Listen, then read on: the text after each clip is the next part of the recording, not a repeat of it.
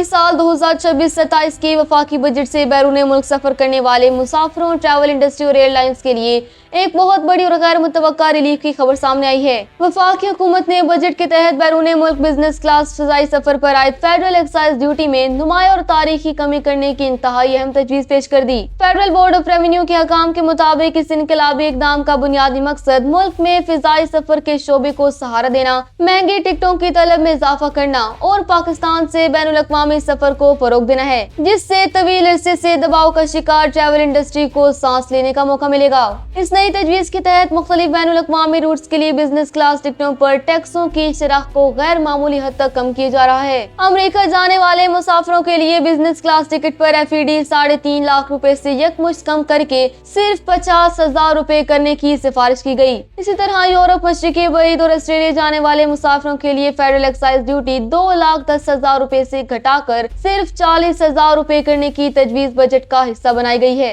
दूसरी जानिब पाकिस्तानियों की सबसे ज्यादा आमद और रफ्त वाले रूट्स यानी मशरिकी वस्ता और अफ्रीकी ममालिक के लिए भी ड्यूटी में भारी कटौती की गई। तजवीज के मुताबिक मशरिकी वस्ता और अफ्रीका के लिए बिजनेस क्लास टिकट पर आयद 1,05,000 रुपए की ड्यूटी को कम करके अब सिर्फ 25,000 रुपए करने की सिफारिश पेश की गई है। FBR हकाम का दावा है कि इन मौजूदा टैक्स इस्लाहात और भारी छूट के नतीजे में बैनुल अक़वामी एयरलाइंस पाकिस्तान में अपने ऑपरेशंस को वुसअत देंगी और बिजनेस क्लास के मुसाफिरों पर माली बोझ इंतहाई कम हो जाएगा, जिससे पाकिस्तान की फिजाई सनत में एक नई जान आने की उम्मीद पैदा हो गई है।